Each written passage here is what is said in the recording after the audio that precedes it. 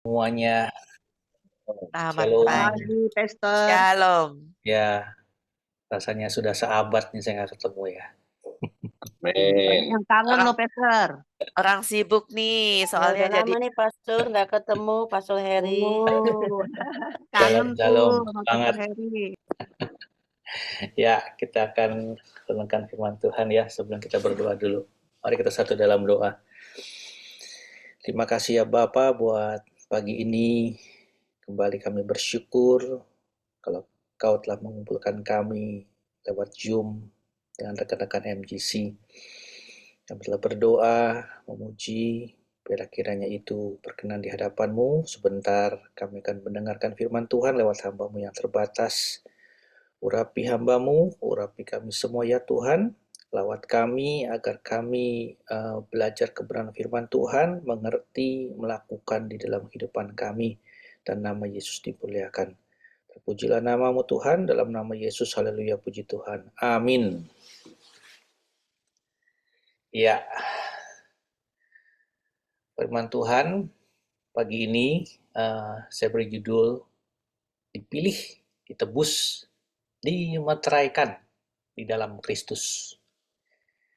Itu diambil dari Efesus 1 ayat 1 sampai 14, ya kan?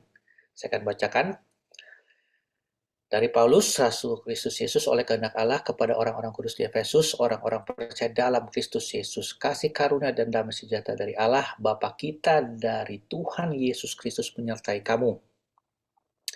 Terpujilah Allah dan Bapa Tuhan kita, Yesus Kristus, yang dalam Kristus telah mengaruniakan kepada kita segala berkat rohani di dalam surga, sebab di dalam Dia Allah telah memilih kita sebelum dunia dijadikan supaya kita kudus dan tak bercacat di hadapannya.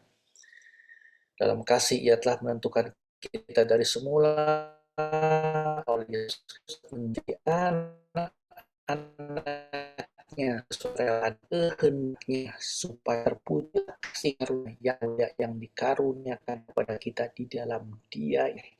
Darahnya kita beroleh penebusan, yaitu pengampunan dosa menurut kekayaan kasih karunia-Nya yang dilimpahkannya kepada kita dalam segala hikmat dan pengertian, sebab Ia telah menyatakan rahasia kehendaknya kepada kita sesuai dengan rencana kerelaannya, yaitu rencana kerelaan yang dari semula telah ditetapkannya di dalam Kristus, sebagai persiapan kegenapan waktu untuk mempersatukan di dalam Kristus sebagai kepala segala sesuatu, baik yang di sorga maupun yang di bumi. Aku katakan di dalam Kristus, karena di dalam Dialah kami mendapat bagian yang dijanjikan. Kami dari semula ditentukan untuk bagian sesuai dengan maksud Allah di dalam segala sesuatu, bekerja menurut keputusan kehendaknya. Ayat 12, supaya kami yang sebelumnya telah menaruh harapan pada Kristus boleh menjadi puji-pujian bagi kemuliaannya. Di dalam Dia kamu juga, karena kamu telah mendengar firman kebenaran, yaitu Injil keselamatanmu. Di dalam Dia kamu juga, ketika kamu percaya, dimeteraikan oleh Roh Kudus yang dijanjikannya itu. Dan Roh Kudus itu adalah jaminan bagian kita sampai kita memperoleh seluruhnya, yaitu penebusan yang menjadikan kita milik Allah untuk memuji kemuliaannya. Ya, Bapak Ibu yang terkasih dalam Tuhan, surat ini ditulis oleh Paulus sebagai penyataan yang melimpah dari hasil doa pribadinya. Kalau boleh saya katakan, ini dari pengalamannya ketika dia bertobat ya, itu waktu perjalanan ke Damsyik. Nah, uniknya surat Efesus ini tidak seperti surat-surat yang ditulis oleh Paulus. Kalau surat-surat ditulis oleh Paulus, contohnya di Korintus itu ada masalah, karena di situ ada kejahatan yang begitu hebat, maka Paulus memberikan peringatan. Namun di Efesus ini tidak ada masalah gitu loh. Tapi Paulus perlu menulis surat ini untuk orang-orang Yahudi saat itu yang ada di Roma, dan meskipun tidak ada masalah, tapi mempunyai tujuan agar iman mereka itu bertumbuh, agar kasih mereka semakin nyata. dan hikmat mereka semakin terasa dan kepercayaan mereka kepada Kristus semakin teguh. Kalau Bapak Ibu perhatikan di dalam perikop yang di Efesus 1 ayat 1 sampai 14 itu, ya, istilah di dalam dia itu banyak ditulis oleh Paulus. Di dalam Kristus, dalam sorga, dalam kasihnya itu banyak. Dalam Tuhan, ya. Nanti kalau Bapak Ibu baca dalam surat Efesus ini ada 160 kali, ya, surat-surat Paulus menulis di dalam dia. 36 kali di Efesus. Yang barusan kita baca itu 15 kali kalau saya baca. Jadi betapa pentingnya di dalam Kristus itu. Paulus menganggap hal di dalam Kristus itu betapa pentingnya bagi kehidupan orang-orang Yahudi saat itu dan juga bagi kita saat ini. Nah, jadi kalau saya boleh katakan, kalau kita di luar Kristus, kita tuh tidak bisa berbuat apa-apa. Gitu. Kita nothing di luar Kristus. Sebab itu, pagi ini saya beri judul firman Tuhan itu dipilih, ditebus, dimeteraikan dalam Kristus. Nah, pertanyaannya, siapa yang memilih? Siapa yang menebus? Siapa yang memeteraikan? Dalam pembacaan pagi ini, saya melihat ada 3 oknum yang berperan. Dan mereka itu merupakan satu kesatuan untuk memuliakan nama Tuhan, ya, dalam arti mereka itu 3 oknum inilah yang akan kita pelajari hari ini, gitu ya. Yang pertama, oknum pertama yang berperan untuk memilih kita itu adalah Bapa, Allah Bapa. Itu di dalam ayat 3 ayat 4. Saya akan bacakan lagi ya. Nah, terpujilah Allah dan Bapa Tuhan kita Yesus Kristus yang dalam Kristus, tuh ada kata dalam ya, telah mengaruniakan kepada kita segala berkat rohani di dalam sorga. Lagi-lagi kata dalam. Sebab di dalam dia Allah telah memilih kita. Nah, ini boleh digaris bawah ya. Telah memilih kita sebelum dunia dijadikan supaya kita kudus dan tak bercacat di hadapannya.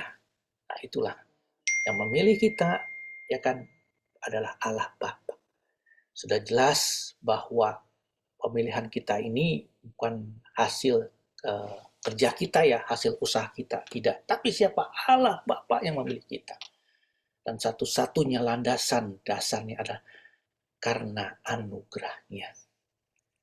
Jadi sebelum proses terjadi dunia ini, Ia sudah menunjuk bahwa di dalam kekekalan Allah Bapa telah memilih kita, mengenal kita, dan memiliki rancangan untuk setiap kita yang ada pada pagi hari ini.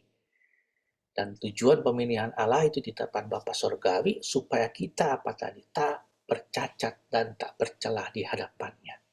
Nah, mungkin timbul pertanyaan, jika kita yakin dan percaya bahwa Allah Bapa kita memilih kita, apa respon kita? Nah, itu pertanyaannya. Nah, kita harus merespon dengan bertanggung jawab dan bijaksana atas pilihan Allah untuk kita. Jangan hidup lagi seperti orang yang belum dipilih Allah. Ya, hidup dalam kecemaran, hidup dalam kejahatan. Jangan lagi kita hidup seperti orang yang tidak mengenal Allah. Hidup jauh dari persekutuan Allah Bapa. Sayangnya banyak orang-orang Kristen di luar sana. Ketika dipilih Allah, mereka masih hidup dalam dosa. Mereka jatuh bangun semuanya. Kenapa? Mereka tidak sadar bahwa yang memilih itu adalah Allah Bapa. Mungkin juga ada yang sadar, tapi masih main-main, ya, tidak serius. Bersungut-sungut seperti bangsa Israel, umat pilihan Allah. Kalau kita baca, kalau kita lihat di perjanjian yang lama, itu adalah umat pilihan Allah. Tapi hidup mereka sudah melihat mujizat, tapi masih terkadang suka marah, suka bersungut-sungut. Sampai kita lihat siapa yang masuk ternak Kanaan. Cuman 2 orang. Nah, itu artinya apa? Banyak mereka yang tahu, sadar, tapi tidak melakukan kehendak Tuhan. Saya melihat ada dua contoh orang, ya sebenarnya banyak, tapi saya melihat dua contoh ya pagi ini. Orang yang merespon pilihan Allah itu adalah Abraham di perjanjian lama. Kita melihat Tuhan pilih Abraham, padahal di situ ada Nahor atau Terah ya kalau nggak salah. Tapi Tuhan memilih Abraham.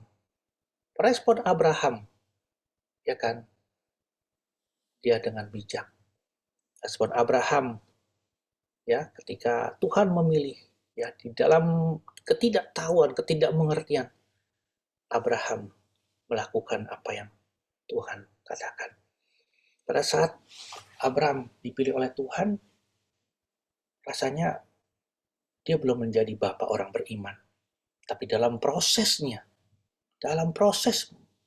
terus yang dialami oleh Abraham, makanya Alkitab mencatat Abraham menjadi orang yang beriman, bahkan disebut bapak orang beriman.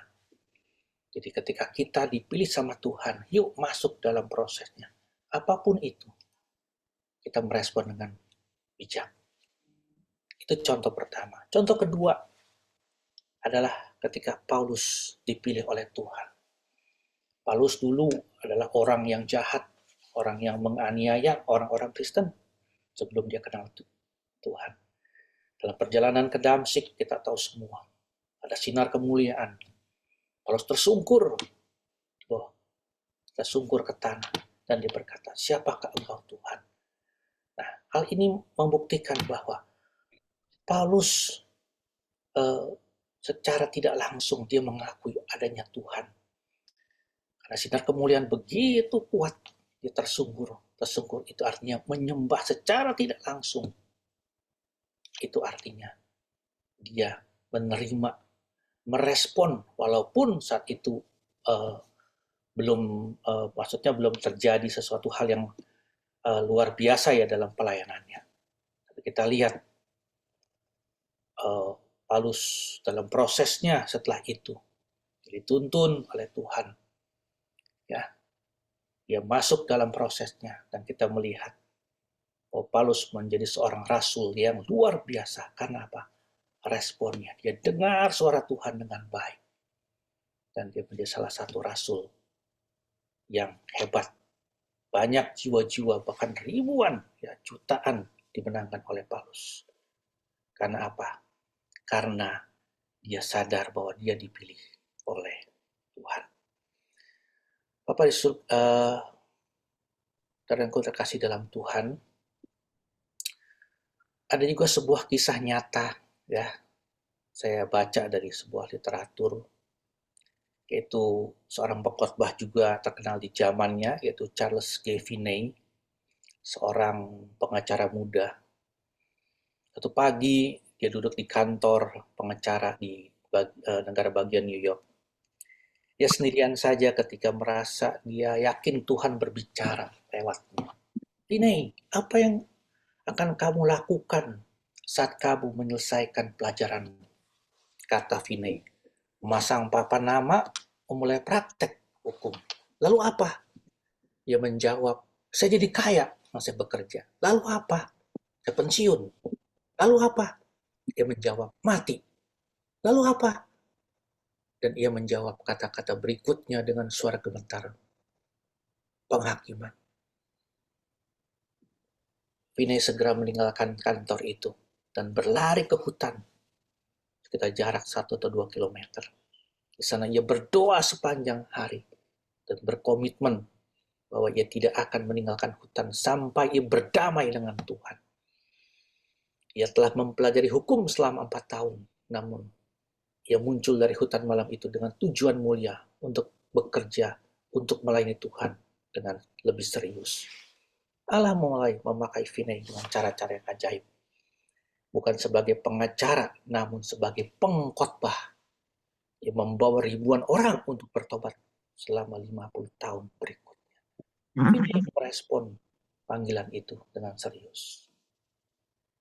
Jadi saya berharap rekan-rekan di MGC, kalau kita yakin dan percaya bahwa Allah telah memilih saudara dan saya, yuk merespon panggilannya dengan lebih serius. Dikatakan juga di dalam Roma 8 ayat 28. Sebab semua orang yang dipilihnya dari semula, mereka juga ditentukannya dari semula untuk menjadi serupa dengan gambaran anaknya. Supaya ia, anaknya itu, yaitu Kristus, menjadi sulung di antara banyak saudara. Dan mereka ditentukannya dari semula. Mereka itu juga dipanggilnya. Dan mereka yang dipanggilnya, mereka itu juga dibenarkannya. Dan mereka yang dibenarkannya, mereka itu juga dimuliakannya. Jadi yang pertama, ya, kita dipilih oleh Allah Bapa kita. Yang kedua, kita ditebus. Siapa yang menebus? Oknum kedua adalah anak. Dalam ayat yang ketujuh dari pembacaan kita pagi ini, sebab di dalam dia, lagi-lagi ya, kata di dalam dia diulang lagi. Dan oleh darahnya, darah Kristus, kita beroleh penebusan, yaitu pengampunan dosa, menurut kekayaan kasih karunia-Nya. Nah, jadi oknum kedua yang menebus kita adalah Kristus atau anak Allah. Menebus itu berarti membeli atau menukar. Kita yang berdosa, saya dan Bapak Ibu, ditebus oleh Kristus, Sang Anak, karena pelanggaran kita diampuni, ya, kita dibenarkan. Kita ditebus oleh apa? Oleh darahnya yang tercurah di atas kayu salib.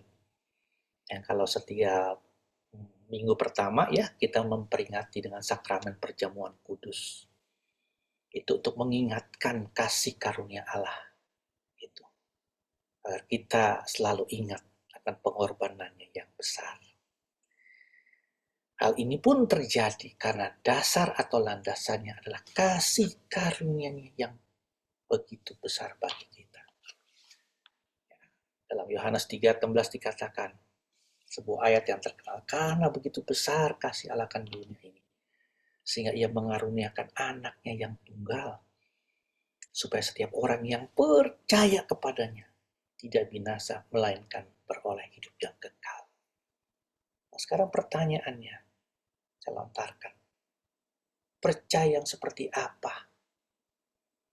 Kalau kita yakin bahwa kita telah ditebus oleh Kristus, oleh anaknya yang tunggal. Percaya yang seperti apa?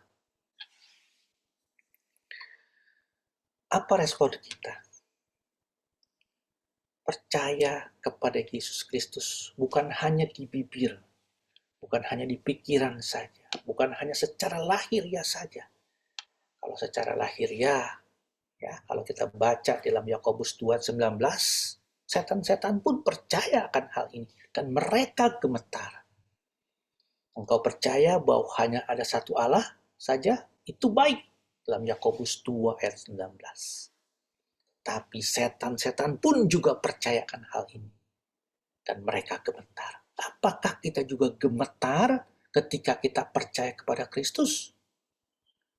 Ataukah sudah ya biasa-biasa saja? Percayanya itu ya mungkin sudah berkurang dengan keadaan, dengan situasi, kondisi, dan sebagainya. Apakah kita masih sungguh-sungguh percaya kepada Kristus? Bedanya setan dan kita percaya di dalam Kristus. Tapi kalau setan percaya di luar Kristus, percaya di dalam Kristus adalah melakukan kehendak-Nya. Setan tidak melakukan kehendak untuk Kristus. Itulah bedanya. Jadi kalau ada orang yang tidak melakukan kehendak-Nya berarti sama dengan, ya saya tidak mau menjawab ya, Bapak Ibu sendiri yang baca, yang menjawabnya. Gitu. Salah satu orang yang percaya di dalam Kristus adalah, saya juga suka memperbakan hal ini. Saya terkesan akan penjahat yang ada di kayu salib. Dia nyaris nggak selamat loh. Nyaris nggak selamat loh. Hidupnya udah di ujung tanduk, duk ya. Tapi ketika dia disalibkan di sebelah Kristus, di dalam ayat Lukas 23 ayat 42 dan 43. Yesus, ingatlah akan aku apabila engkau datang sebagai Raja. Kata Yesus kepadanya, aku berkata kepadamu, sesungguhnya hari ini juga engkau akan ada bersama-sama dengan aku di dalam Firdaus. Nyaris nggak selamat ini, kalau saya baca. Tapi dia terselamatkan oleh karena apa? Dia percaya kepada Kristus saat itu juga. Detik-detik terakhirnya, Yesus berkata, Yesus memberikan jaminan.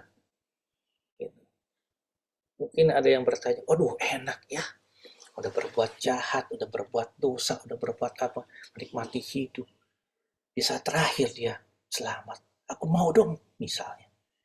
Boleh aja sih Bapak Ibu, tapi mungkin Bapak Ibu juga harus disalibkan dulu. Begitu. Mau begitu. Ya. Tapi kalau punya pikiran seperti itu juga janganlah dihindarkan. Kalau kita keburu, ibaratnya ya kan, tapi kalau nggak keburu, kemana? Jadi selamat Tuhan memberikan kita nafas. Selamat Tuhan memberikan kita hidup. Kita harus percaya kepada Tuhan dengan sungguh-sungguh. Di dalam Kristus. Saya teringat juga, kalau kita percaya gitu, kita juga harus berbuah. Dalam Yohanes 15 ayat 7, jikalau kamu tinggal di dalam aku dan firman-Ku tinggal di dalam kamu, mintalah apa saja yang kamu kehendaki, dan kamu akan menerimanya. Dalam hal inilah Bapa-Ku dipermuliakan, yaitu jika kamu berbuah banyak. Dengan demikian kamu adalah murid-murid-Ku. Jadi kalau kita percaya di dalam Tuhan, mintalah apa saja, kamu akan menerimanya. Ya.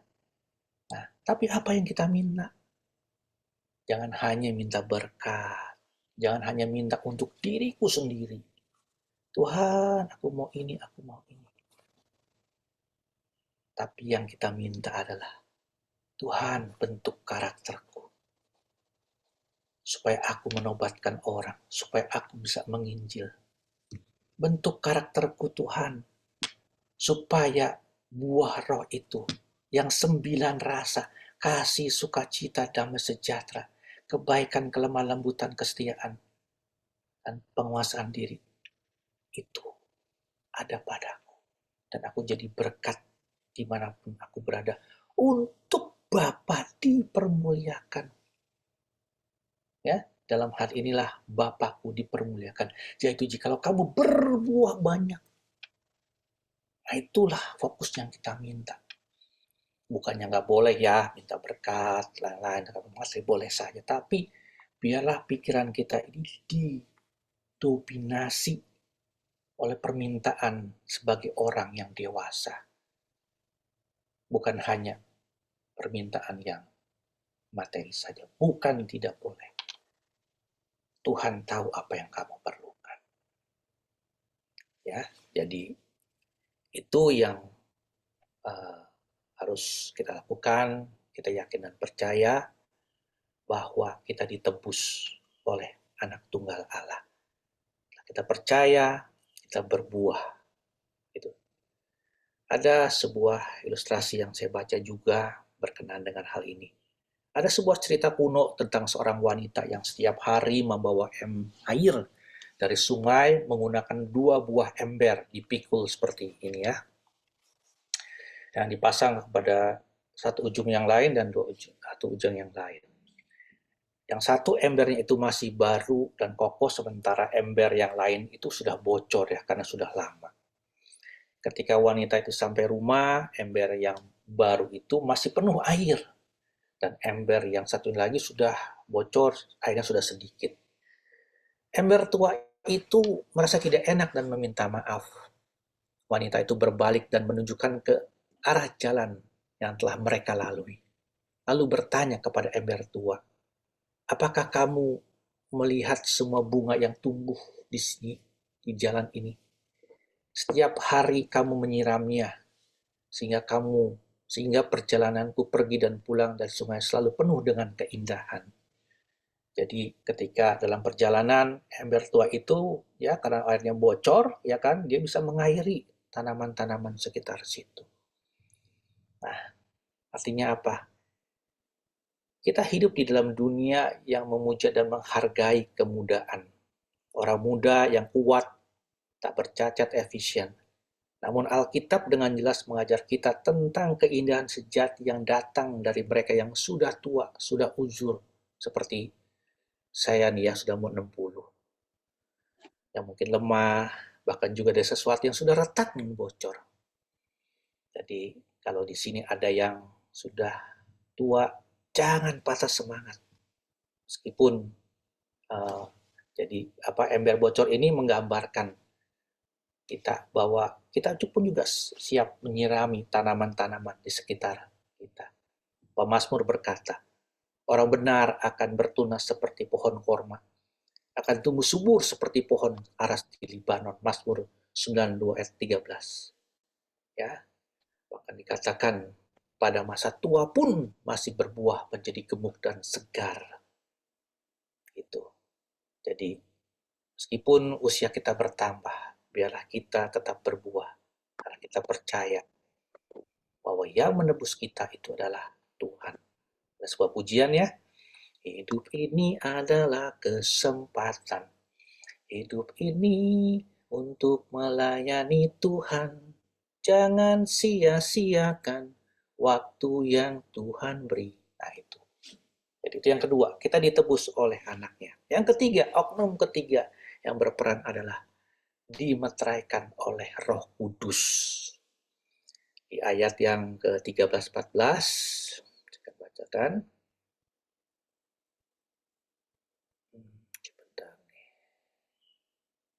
Oke, kembali lagi. Di dalam Dia kamu juga, karena kamu telah mendengar firman kebenaran, yaitu Injil kebenaranmu. Di dalam Dia kamu juga, ketika kamu percaya, dimeteraikan dengan Roh Kudus yang dijanjikannya. Jadi yang ketiga, siapa yang meteraikan? Yaitu Roh Kudus, Roh Allah sendiri. Roh Kudus adalah jaminan atau panjar ya, atau istilahnya perskot ya dari warisan kita. Pada zaman ini Roh Kudus dianugerahkan kepada orang percaya sebagai jaminan tadi yang kita miliki sepenuhnya untuk masa yang akan datang. Kehadiran dan karya dalam kehidupan kita menjadi jaminan buat kita dimeteraikan, disahkan, dicap istilahnya. Ya. Itulah pagi ini tema dipilih, ditebus, dan dimeteraikan dalam Kristus. Kalau saya menyimpulkan inilah konsep Allah yang esa, yang tidak dapat dipisahkan namun bisa dibedakan. Yang kita kenal dengan Allah Tritunggal.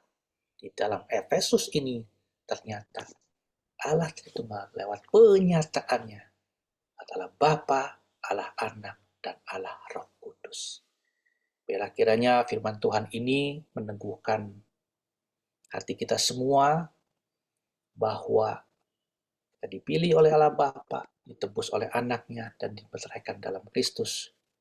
Inilah konsep Allah yang esa. Tuhan itu Allah kita. Tuhan itu esa. Demikian firman Tuhan. Haleluya. Puji Tuhan. Amin. Saya kembalikan kepada Ibu Lina. Thank you, Pastor Heri. Tetap semangat. Terima kasih Pastor Heri untuk firman Tuhan pada pagi hari ini. Ya, Pastor Heri mengingatkan kepada kita bahwa kita sudah dipilih oleh Allah, ditebus oleh Kristus Yesus atau anaknya, dan dimateraikan oleh Roh Kudus. Kita mengamini 3 hal ini, dan tinggal ke depannya, apa yang akan kita lakukan? Masih seperti ini, dengan lagunya Aku Masih Seperti Yang Dulu, atau lagunya Aku Berubah, Sungguh Ku Berubah. Nah, pilihannya ada pada diri kita semua. Ya, Saat ini diberikan kesempatan kepada Bapak Ibu Saudara yang mau meneguhkan, yang mau berbagi, yang mau sharing, dipersilahkan. Adakah? Gimana kalau kita minta yang ulang tahun terlebih dahulu? Gimana rasanya ulang tahun?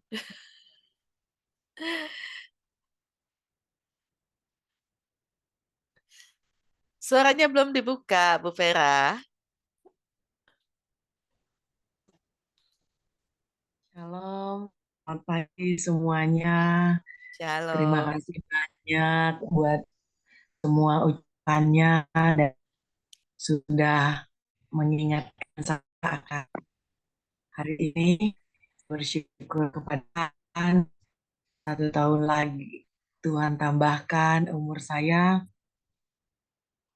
Saya bersyukur saya berada di komunitas ini, bisa membangun saya, bisa mengajari saya banyak hal dalam hal pelayanan, dalam hal bagaimana bermasyarakat. Saya banyak belajar juga dari para hamba-hamba Tuhan di sini dan berterima kasih buat setiap renungan kebenaran firman Tuhan yang disampaikan. Puji nama Tuhan, hari ini Tuhan masih mempercayakan lagi umur panjang kepada saya. Dia masih memberikan kesehatan, walaupun di hari ulang tahun ini saya berada di rumah sendiri. Sebenarnya semalam itu rencana mau turun ke Mempawah. Jadi anak-anak udah duluan sama papanya. Mereka turunnya pagi. Saya tuh rencana sore mau turun. Ternyata ada pasien dan pasien itu harus dirawat sampai di subuh. Selesai saya mimpin pujian itu saya ditelepon bahwa katanya pasiennya sudah merasa sehat, katanya diminta dibuka aja infusnya katanya. Nah, puji nama Tuhan, walaupun memasuki hari ulang tahun saya dengan sendiri, tapi saya percaya dan yakin semuanya itu tidak mengurangi kebahagiaan saya di dalam bertambahnya umur saya. Dan terima kasih buat semua saudara-saudara setempat ini yang sudah memberikan, mensupport, dan selalu memberikan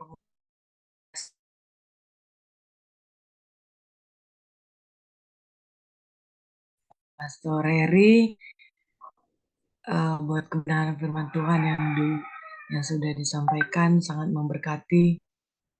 Mudah-mudahan harus ya seperti apa yang dikatakan tadi, kita dipilih Tuhan, bukan kita yang memilih Tuhan.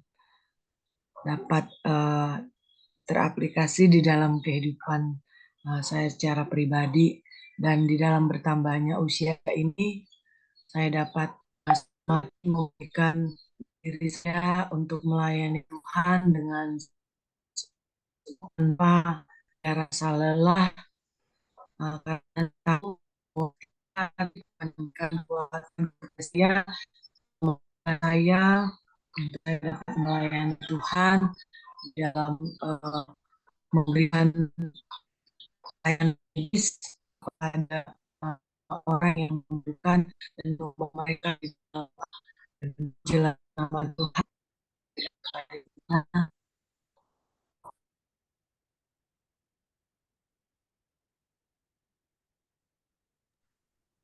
Ya.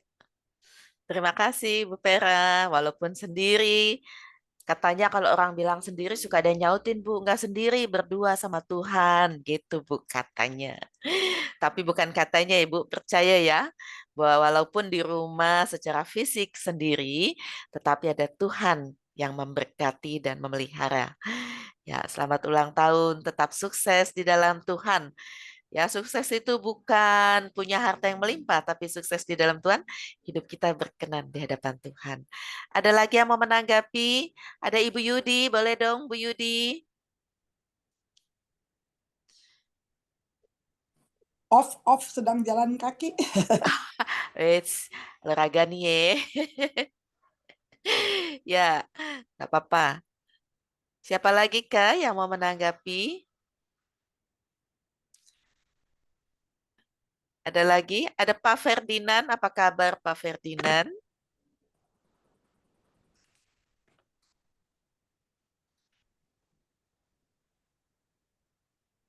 Ada lagi Kak yang mau menanggapi? Tidak ada? Karena buat saya firman Tuhannya pas banget seperti Bu Yudi bilang. Mengingatkan. Jadi udah nggak bisa dibahas lagi gitu. Memang iya seperti itulah gitu. Bahwa kita memang dipilih oleh Tuhan. Bukan kita yang memilih.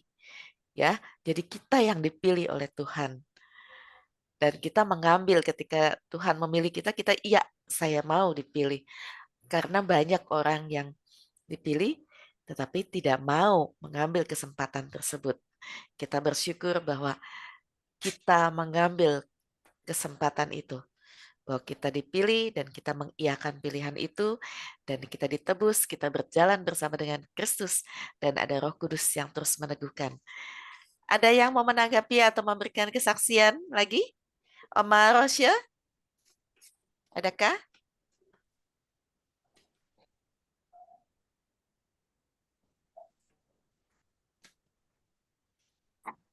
Silakan Oma Rosya. Shalom. Shalom. Terima kasih atas kesempatan yang diberikan kepada saya. Terima kasih juga pencerahan kebenaran firman Tuhan yang dibawakan oleh Pastor Harry, di mana di mana mengingatkan juga saya dulu orangnya memang cepat mudah tersinggung dan tidak bisa mendengar sesuatu. Jadi jadi merasa aduh kayaknya mereka ngomongin saya atau apa, tapi serta lama kelamaan saya menyadari saya mengikuti ibadah-ibadah kebangunan rohani, ibadah-ibadah itu. Jadi saya merasa Tuhan ubahkan sifat-sifat saya. Tuhan mengubahkan semuanya itu sedikit demi sedikit. Sampai pada saat ini saya mengikuti komunitas MGCMP, iman saya lebih diperkuat juga. Dan saya merasa di mana komunitas MGCMP ini saling mendukung dalam doa, saling mensupport satu dengan yang lain. Walaupun kami berjauhan, tapi Tuhan selalu pertemukan kami di dalam satu iman harap dan kasih yang selalu berasal daripada Tuhan Yesus. Karena saya merasa kalau tanpa Tuhan Yesus, hidup saya ini adalah sia-sia.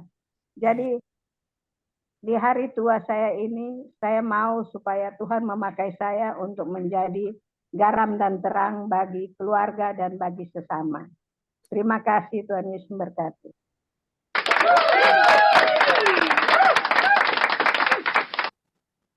Amin. Terima kasih Oma Rosya peneguhannya. Benar ya bahwa hari ini kita diteguhkan kembali oleh kebenaran firman Tuhan. Ada lagi kah yang mau menyampaikan? Happy birthday Ibu Vera.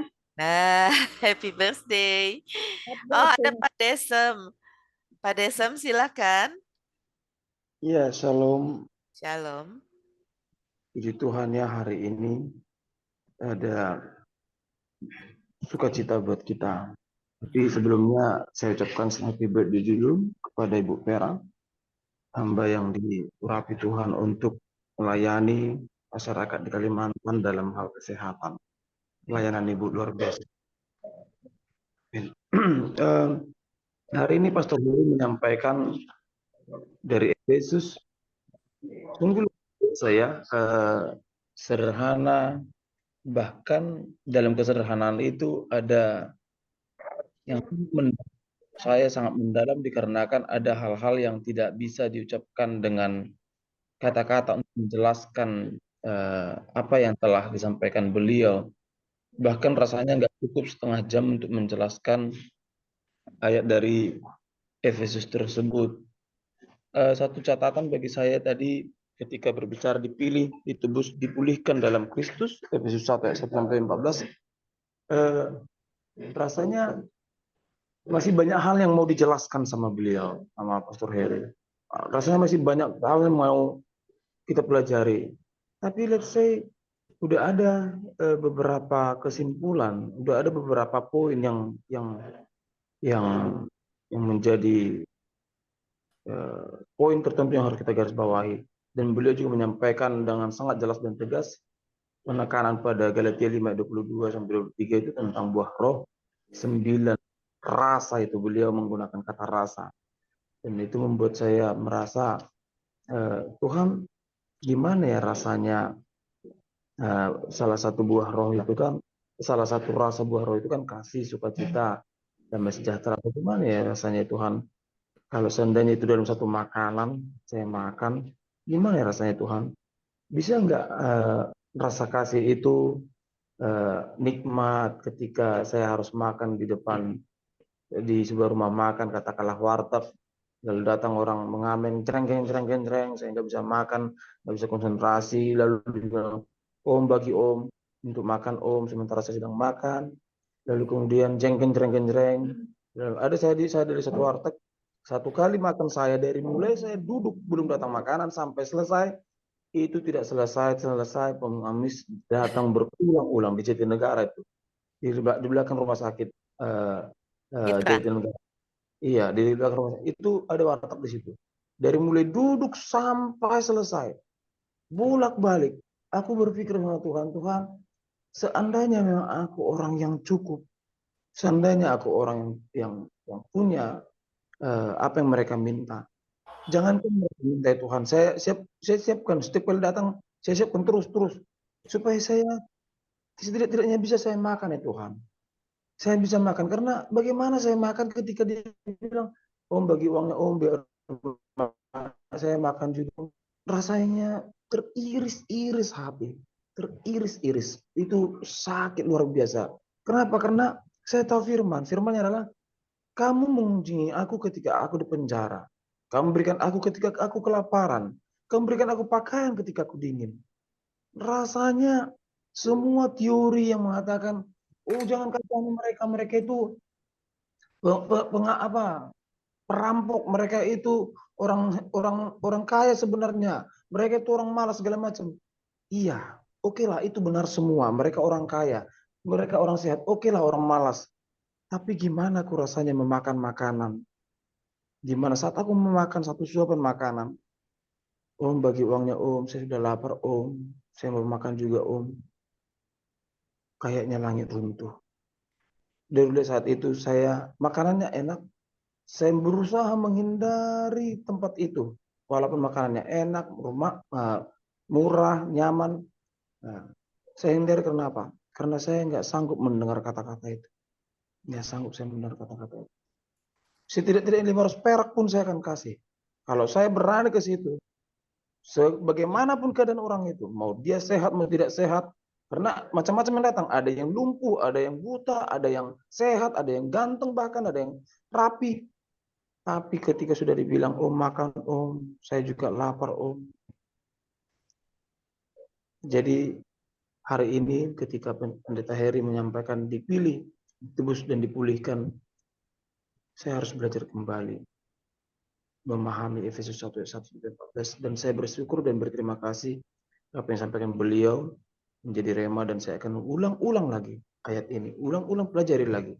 Tuhan Yesus memberkati. Shalom. Shalom. Terima kasih Pak Desem. Ada lagi?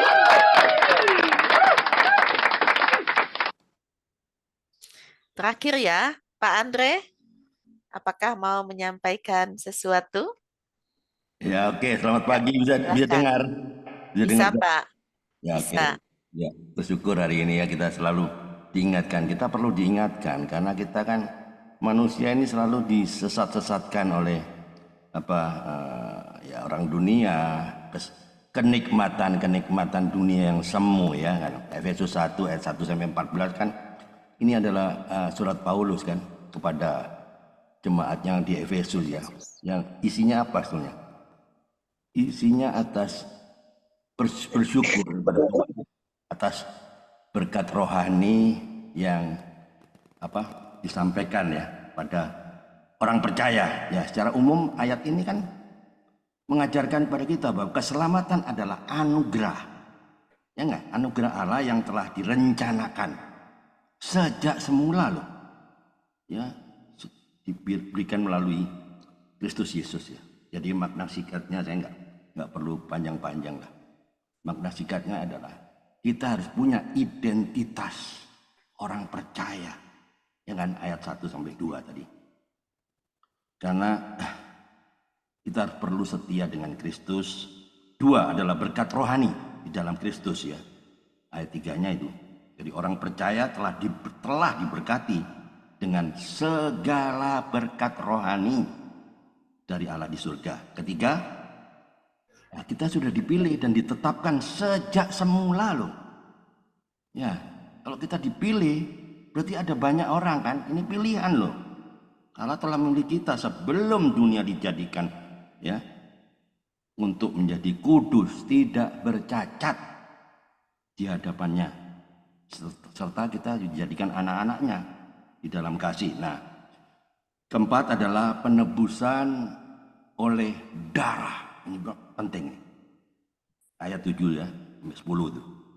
Karena kita ditebus dari dosa dan dianugerahi pengampunan. Wow, keren nggak?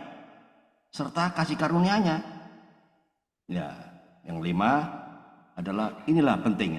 Ada pernyataan dari kehendak Allah. Ayat 11 itu. Kita telah ditentukan untuk menerima warisan. Warisan apa? Warisan rohani dan hidup untuk apa? Untuk memuliakan Allah. Gak ada jalan lain. Jadi yang terakhir adalah janji Roh Kudus sebagai apa? Ini penting. Metre. Nah, kalau nggak ada metre kan tidak sah. Jadi ada metre keselamatan. Ayat terakhir kan 13-14. Nah, Roh Kudus yang punya jaminan bahwa kita adalah milik Allah sampai kita menerima warisan keselamatan secara penuh. Penuh loh ya. Jadi secara keseluruhannya adalah menegaskan bahwa keselamatan dan keberadaan kita sebagai umat Allah, sebagai anak Allah, sebagai hak pewaris tahta kerajaan surga adalah rencana ilahi, bukan hasil usaha manusia, melainkan karena kasih karunia Allah di dalam Kristus. Kita tidak ada hak untuk menyombongkan diri. Oh, gara-gara saya baik loh, gara-gara saya ikut Zoom terus loh, gara-gara saya rajin ibadah. Enggak ada. Kita sudah dipilih dan kita harus berespon benar yang disampaikan oleh Pak Heri. Banyak dari kita tidak berespon benar.